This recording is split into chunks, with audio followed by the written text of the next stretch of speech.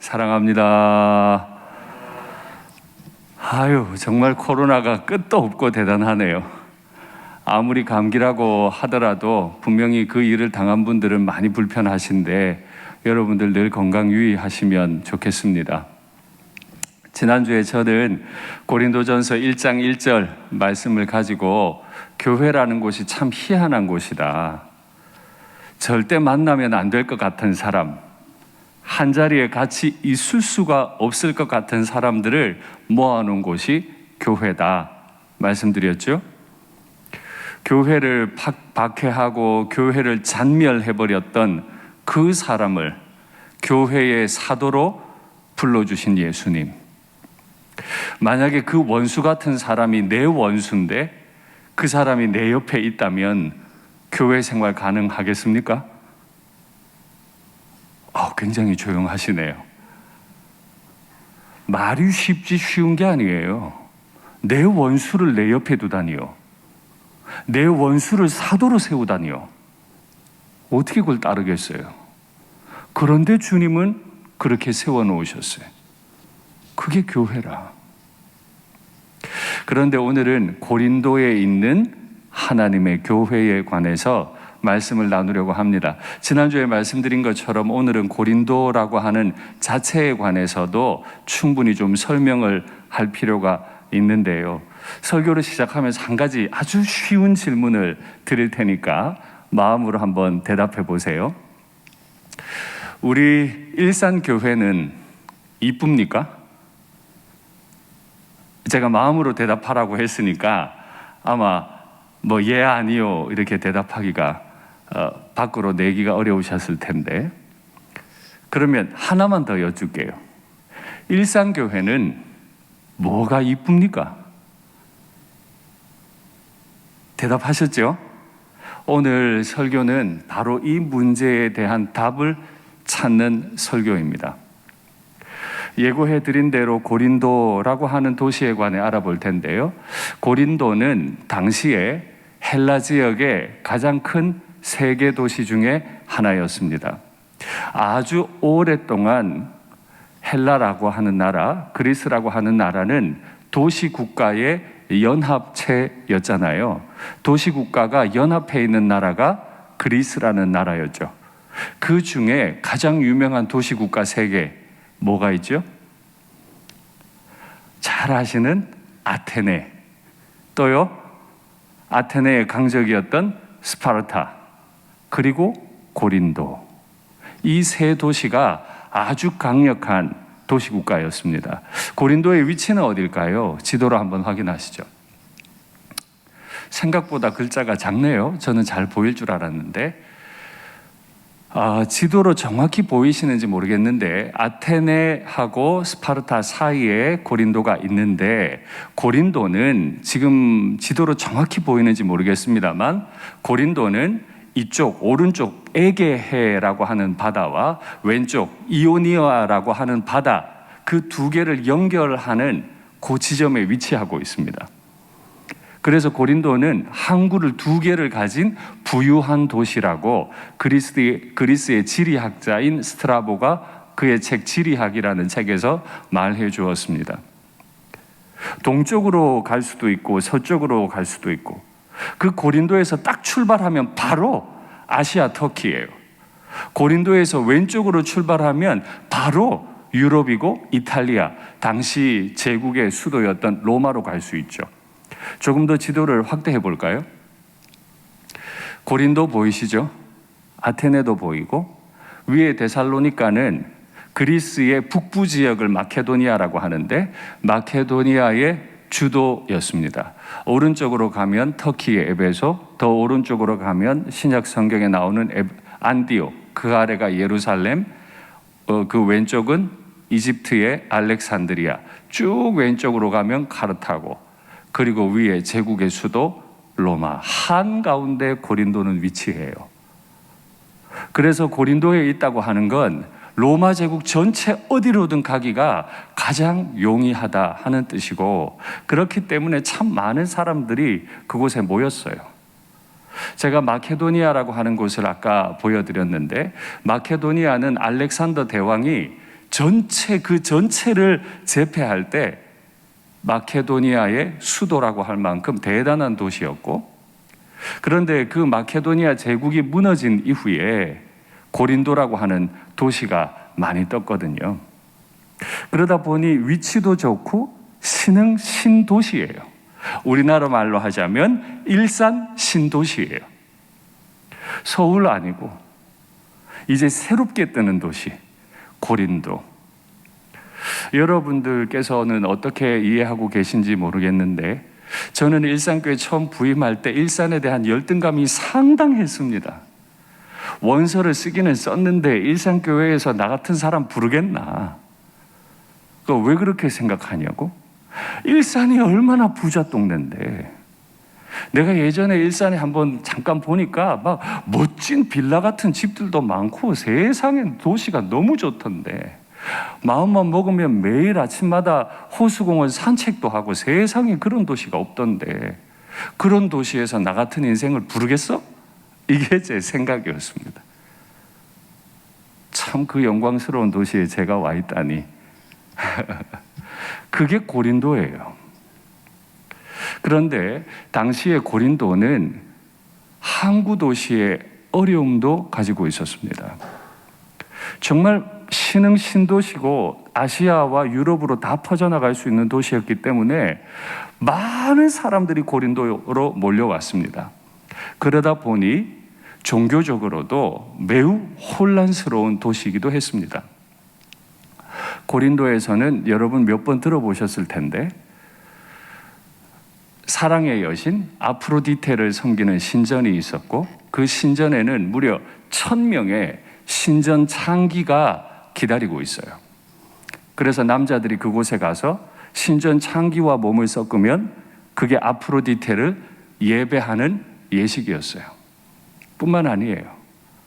이집트 여신 이시스 신전도 있었습니다. 그리고 아주 유명한, 여러분 잘 아시는 바다의 신 포세이돈을 섬기는 신전도 있었습니다. 최근에 올림픽 경기가 끝났죠. 올림픽이라고 하는 말이 어디서 나왔죠? 올림피아에서 나왔습니다. 그리스에는 총 4개의, 요즘 말로 하면 총 4개의 올림픽이 있었거든요. 제전이라고 합니다.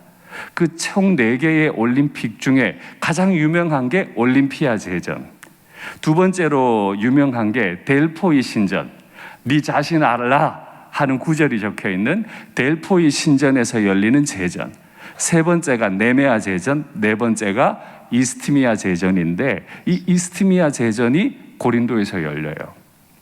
이 제전은 우리가 지금 생각하는 열심히 운동해서 정말 이 운동을 통해 우리의 체력을 보강하고 정말 아름다운 우리의 육체를 보이자, 이게 목표가 아니에요.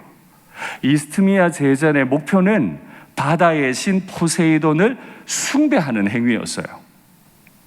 그러다 보니 그 제전도 굉장히 부정적인 영향을 많이 받아가지고 타락했어요. 누가 이기겠나? 도박 경기가 일어나고, 쾌락을 위해서 사람을 어느 정도로 때려가지고 넘어지면 그만두게 해야 되는데 그렇지 않아요. 죽을 때까지 때려요. 사람이 넘어져서 못 일어나고 있어도 죽을 때까지 때려요. 아니면 나 이제 더 못 싸워요 하고 막 두 손을 들어야 겨우 살려줬어요. 도박이, 사람을 향한 살육이 있던 곳이 우리가 알고 있는 올림픽이었어요. 그 일이 행해지던 곳이 고린도. 그런데 고린도가 뭐라 해도 가장 고린도답게 하는 행동은 바로 음행이었습니다. 말씀드린 대로 수많은 여신의 신전들이 거기 있었고, 바다 사람들이 한참 바다에 나갔다 들어와 가지고는 음행을 하면서 제사를 드리는 거였기 때문에 그 도시는 매우 더러웠어요. 그래서 헬라 사람들이 단어를 하나 만들었어요. 원래 없던 헬라어 단어인데 하나 만들었어요. 그게 바로 코린티아 조마이라고 하는 단어입니다. 코린티아는 도시고 조마이라고 하는 거는 헬라어 전미사인데, 이 두 개를 붙이면 어떤 뜻이 되는지 한번 화면 확인하시죠. 정의는 고린도인처럼 행하다예요. 그런데 이 코린티안 조마이가 문장에서 쓰이면 성적으로 부도덕하다, 하는 뜻입니다. 성적이 부도덕한 게 아닙니다. 공부를 못해가지고 성적이 부도덕한 게 아니고 성적으로 부도덕해요. 저 코린티아 조마이라는 단어 앞에 코린티아가 있는데 여기에 이제 뭘 넣든 우리는 문장을 만들어 볼 수 있게 되겠죠. 우리는 그 고린도라고 하는 곳에 교회가 세워진 것을 알고 있습니다. 그 교회의 이름이 고린도 교회입니다. 그럼 질문하겠습니다. 문만 열고 나가면 온통 타락한 문화들이 가득하고 온 세상에서 몰려온 사람들이 다양한 방법으로 더러운 일을 자행하는데 그 가운데서 어떤 사람이 교회를 세웠고 내가 예수님을 믿게 됐어요. 이제 질문합니다. 고린도 교인들은 깨끗할까요? 제가 지금 길게 고린도를 설명했는데 고린도 교인들은 그러면 깨끗할까요? 나는 고린도라고 하는 지역에 살고는 있지만 절대 그 고린도 문화에 침식당하지 않은 깨끗한 영혼을 가지고 있는 건 맞습니까? 21세기 대한민국을 살아가는 나는 21세기 대한민국의 문화에 물들어 있지는 않습니까? 라는 질문과 같아요. 이제 앞으로 구구절절히 보시게 되겠지만 고린도 교회가 가지고 있는 이 문제는 그들 내면의 인격적인 문제도 있지만은 이 환경, 고린도라고 하는 지역의 환경의 영향을 받은 탓이 굉장히 컸습니다. 그래서 저는 한 지역교회 담임 목사로 부름받은 이후에 끊임없이 고민합니다. 코린티아 조마이 대신에 고향 조마이, 코린티아 조마이 대신에 일산 조마이, 코린티아 조마이 대신에 후곡 조마이. 고향 시민처럼 행하다, 일산 서구민처럼 행하다, 후곡 마을 이 지역 주민처럼 행하다라고 하는 뜻은 뭘까? 이걸 아는 게 목회자에게 필요할까요? 필요 없을까요? 오로지 그냥 목사는 성경만 잘 알면 될까요? 질문을 바꿔볼게요. 선교사가 선교하러 나갔습니다. 그 지역의 문화를 알아야 할까요? 몰라야 할까요? 알아야겠죠? 알아야 적합한 목회를 할 수 있겠죠? 교회를 세우고. 마찬가지입니다. 목회자도 건물 안에 갇혀있는 존재가 아닙니다. 이 지역을 감당하고 살아내야 할 성도들과 함께 있고 그 가운데서 소금과 빛의 역할을, 주님의 제자의 역할을 감당하는 교회를 세워야 하기 때문에 목회자는 코린티아 조마이라고 하는 이 단어를 무시할 수가 없어요. 고향 조마이, 일산 조마이, 후곡 조마이, 이게 무슨 뜻일까? 자료도 찾아보고 또 공부도 해보고 또 이곳에서 수년간 살다 보니까 느껴지는 게 또 있잖아요. 제가 굳이 말하지 않더라도 이 지역은 대단한 학원가죠. 그래서 정말 아이들은 어릴 때부터 경쟁을 배웁니다. 대학 들어갈 때까지 경쟁하고 들어가서도 경쟁하고 취업해서도 살아남으려고 경쟁하고 계약직에서 정규직으로 전환되기 위해 또다시 경쟁하고 어린 시절 내내 추억은 없고 경쟁이에요. 이건 이 지역 교회를 섬기고 있는 담임 목사에게 굉장히 중요한 과제예요. 넘어갈 수 없어요. 정말 깊은 산 속에서 자연과 함께 지내면서 자라는 그 아이의 인격과 신앙의 방식과 이 치열한 학원가에서 자라는 아이들의 인격과 신앙의 방식이 같을까요? 다를걸요.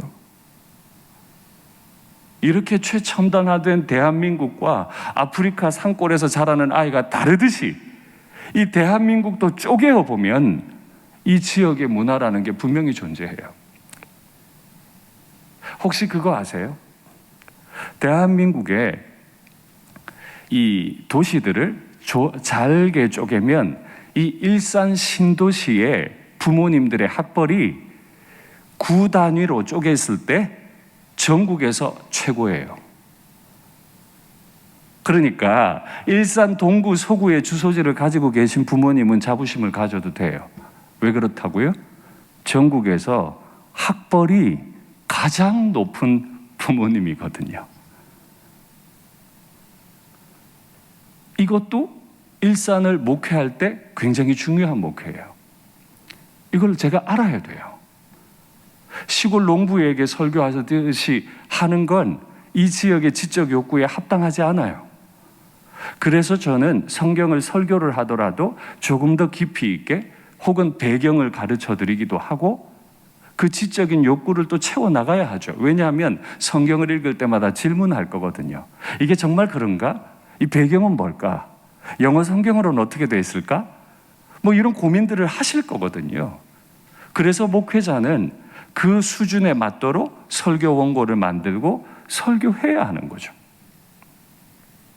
그걸 연구해야만 코린티아 조마이, 일산 조마이가 성립이 되는 겁니다. 그러면 또 하나 묻겠습니다. 일산 교회 조마이,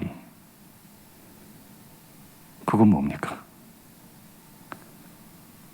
일산 교인처럼 행하다. 혹시 그런 생각해 보셨어요? 예, 일산교회 교인처럼 행동해야지. 그건 무슨 뜻입니까? 우리 일산교회 나오면 꼭 배울 수 있는 건 뭐죠? 일산교회 교인으로서 자랑스러운 건 뭐예요? 일산교회 89주년 역사 가운데 아픈 건 또 뭐죠?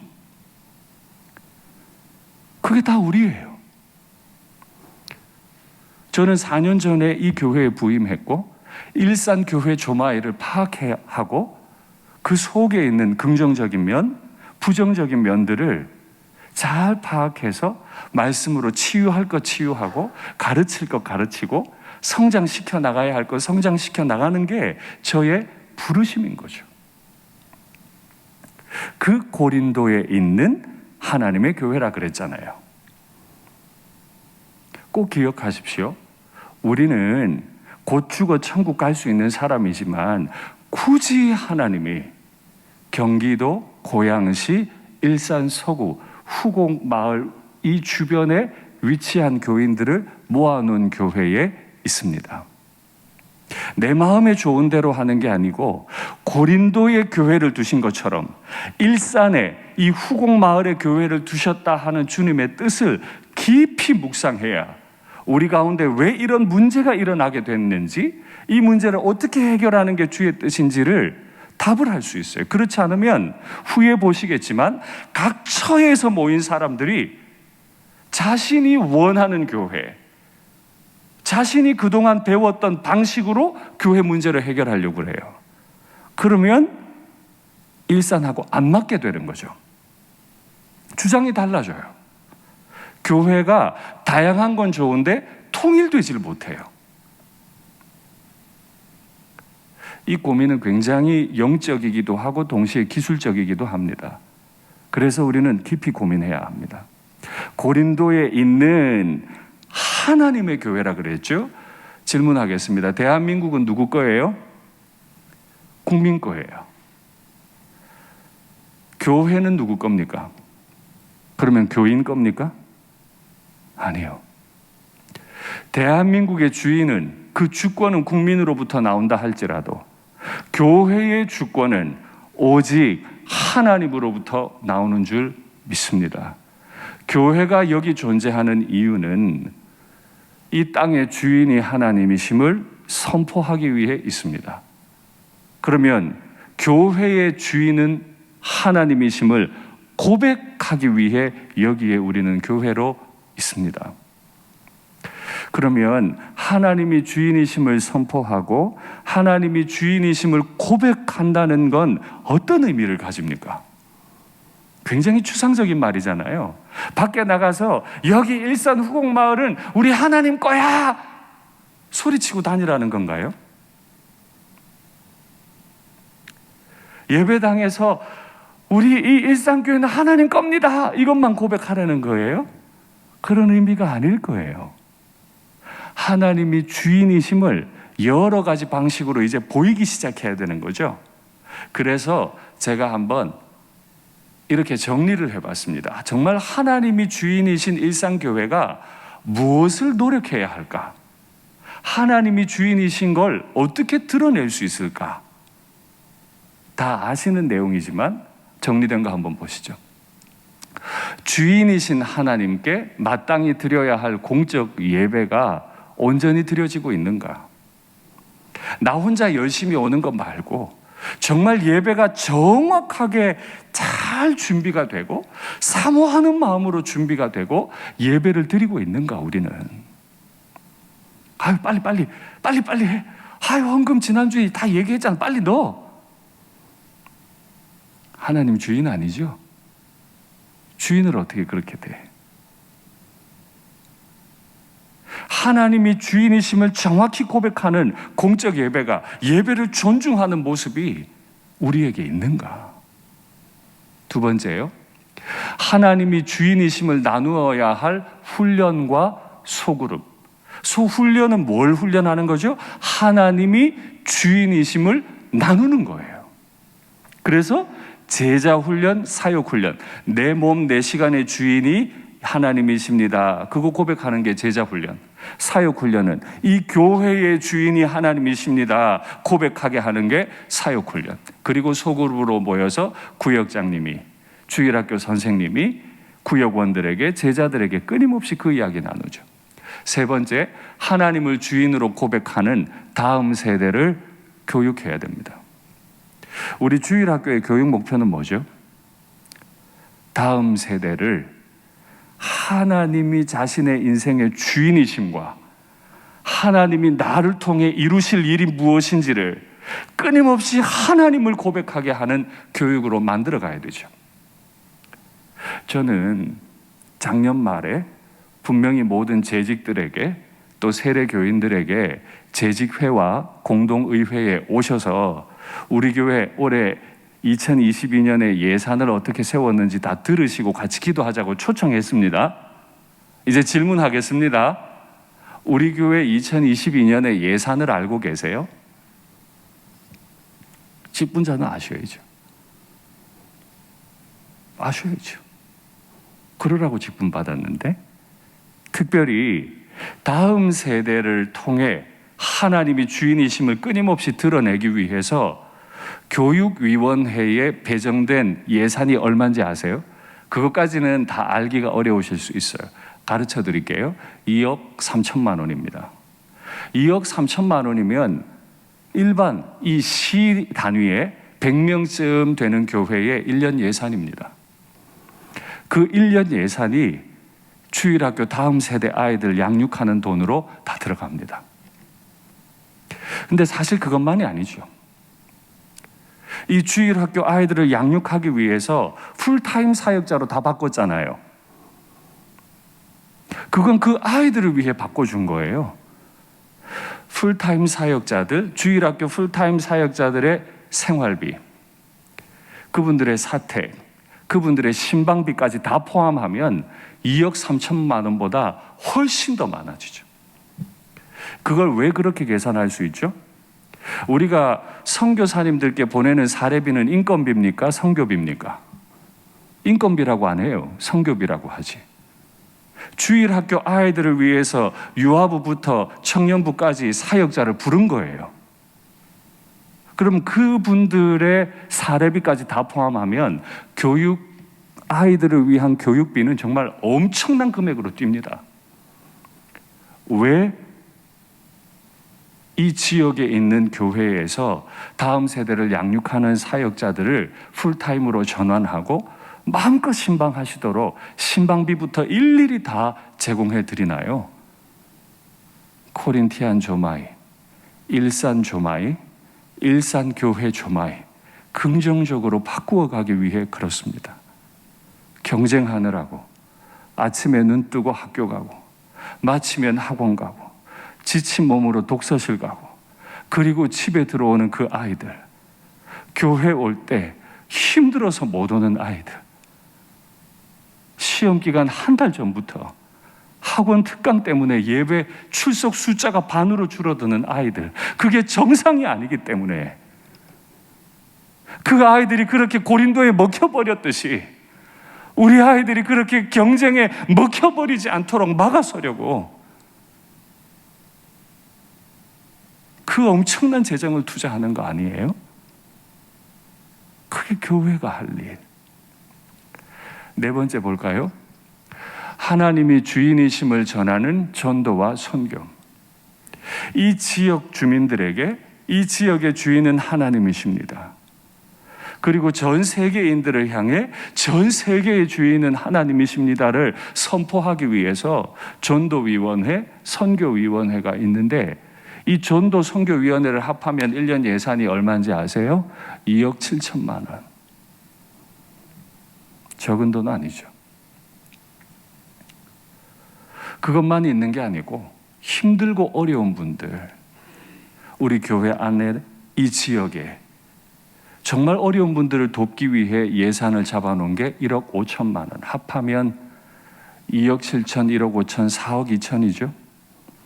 300명, 적어도 한 300명 되는 교회 1년 예산이 이 지역과 선교를 위해 사용됩니다. 적은 거 아니죠. 담임 목사가 타락했나? 왜 자꾸 강단에서 돈 얘기하냐? 그게 아니고 재정이 흘러가는 그곳에 철학이 있죠. 그렇잖아요. 우리 교회 재정 중에 어떤 퍼센트가 어디로 흘러가는지를 잘 보고 있으면 거기에 목회의 철학이 있고 거기에 우리가 나아가야 될 방향이 있는 거예요. 다음 세대를 하나님의 말씀으로 가르치고 이 지역과 전 세계를 향해 재정을 어떻게 사용하고 그것들을 끊임없이 고민하는, 그래서 마침내 일산교회 조마이, 일산교회스럽다라고 하는 이 말이 부정적인 의미, 성적으로 부도덕하다가 아니고 정말 하나님의 나라를 위해 힘써 모여서 예배드리고 하나님이 주인이심을 영광스럽게 선포할 줄 알고 그런 다음 세대를 힘있게 길러내는 교회, 일산교회라고 하는 이름을 얻는 우리 교회 되면 좋겠습니다. 제가 어제 새벽에 CTS 방송국에 가서 설교를 하고 왔습니다. 직원 예배가 있었는데 그곳에 와서 직원 예배를 인도해 달라 그래서 어제 새벽에 제가 설교 마치자마자 바로 운전해서 갔잖아요. 그래서 가서 설교를 하면서 제가 우리 교회, 특별히 장로님들을 자랑을 했어요. 제가 자랑한 게 유튜브에 좀 있으면 좋은데 없더라고요. 뭘 자랑했냐면 우리 교회 사역자들께서 어떻게 사역을 하다 보니까 코로나에 많이 감염이 됐죠.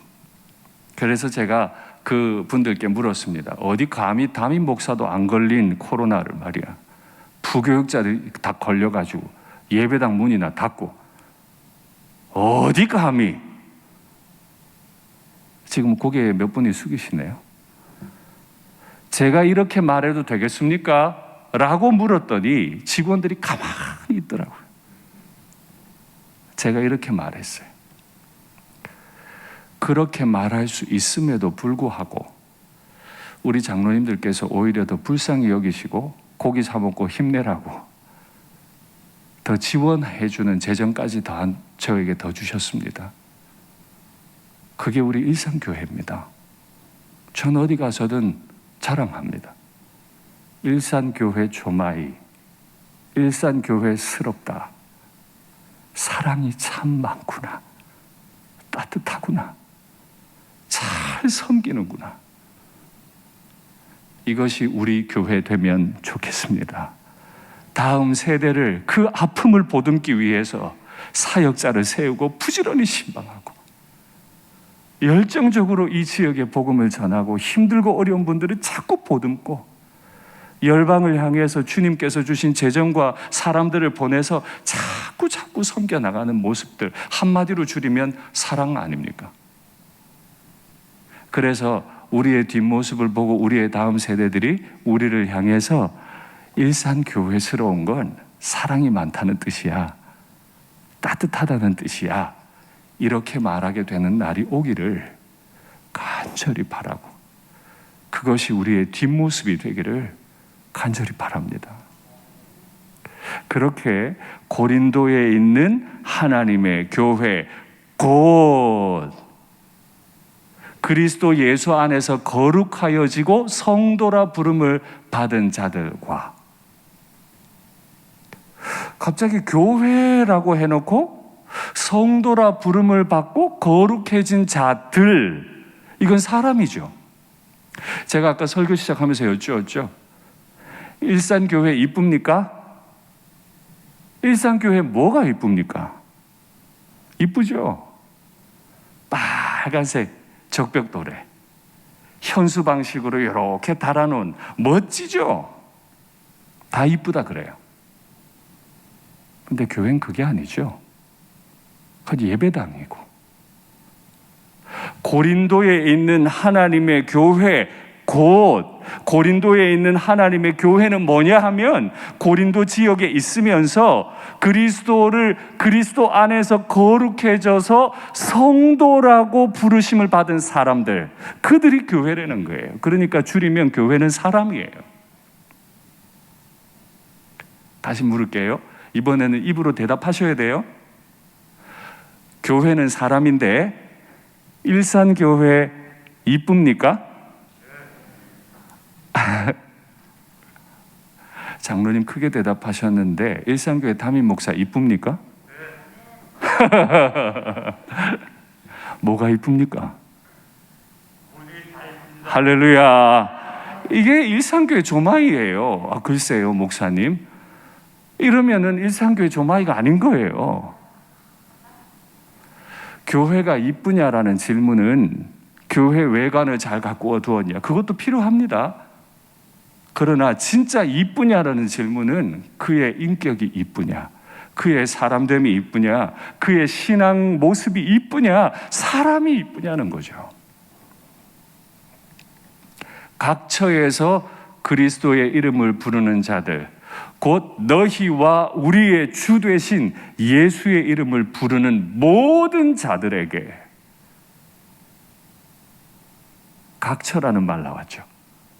고린도에 있을 뿐 아니라, 고린도뿐 아니라 전 세계에서 다 주의 이름을 불러요.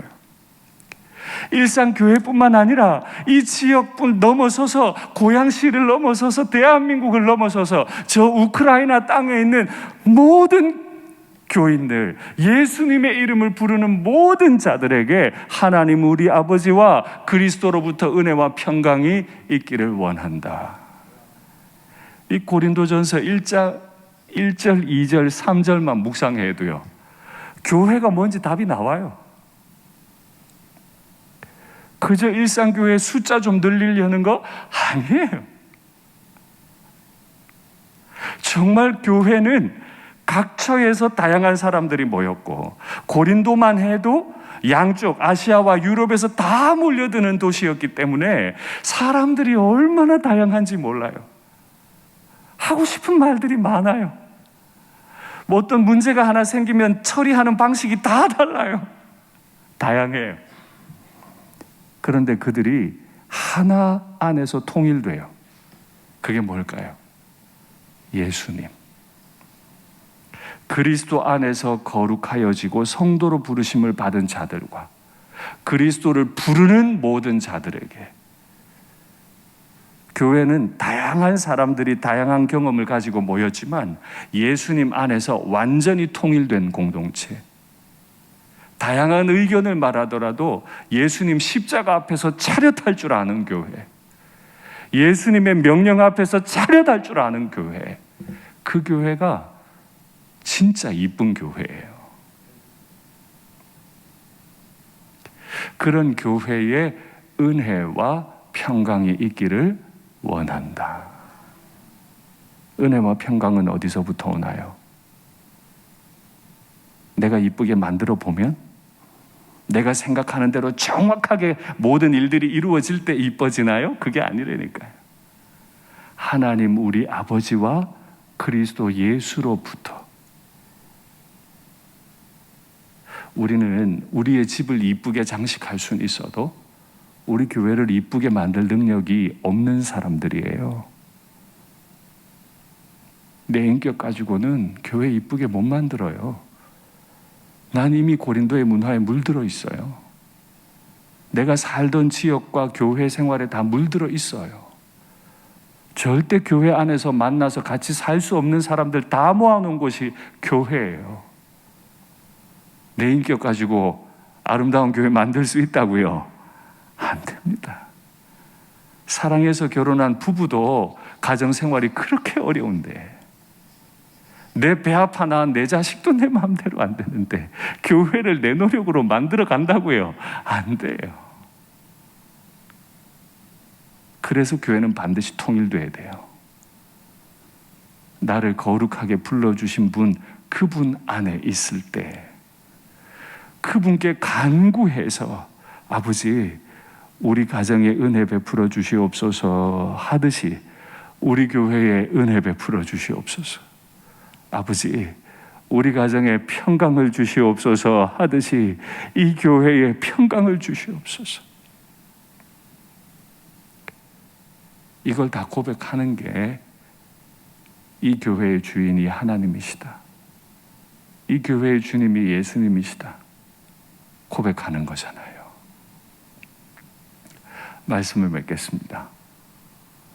고린도에 있는 하나님의 교회는 하나님이 주인이셨지만 문제들을 넘어서지 못해서 이 지상에 있는 어떤 교회도 고린도 교회라고 이름 붙이지는 않아요. 그러나 이런 많은 문제들을 안고 있음에도 불구하고 예수님 안에 통일되었을 때 안디옥 교회라는 아름다운 교회가 생겼고, 지금도 안디옥 교회라는 이름을 가진 교회는 지역마다 있습니다.